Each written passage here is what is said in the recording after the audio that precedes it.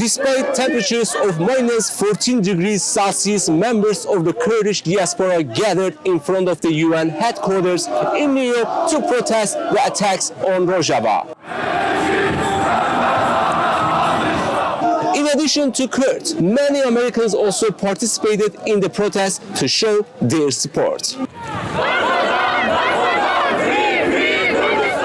Let's talk to the protesters who expressed their anger at the UN and its member states for remaining silent about the attacks. So we're here today in front of United Nations because for generations we hear United Nations present peace, dignity, self-determination, human rights.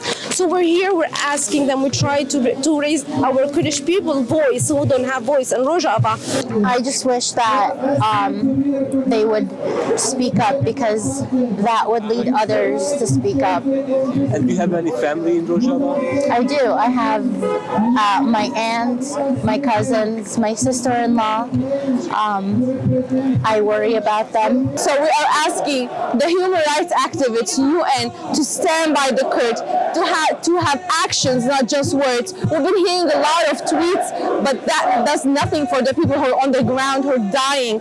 So that's my message to the United Nations and to the President Trump and to the Congress. They're completely well aware of what's happening right now. This isn't a mystery to them. They know what they could do to step in and stop this. There is an apparatus within the United Nations to step in and stop this from happening now, and they're not doing it. And my message is always there's more that they can do, and they should step and do it.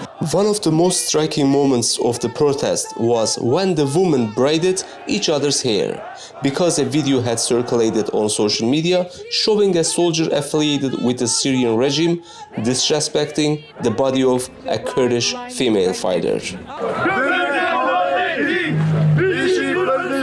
Despite the freezing cold, the protesters ended their demonstration in front of the UN after several hours.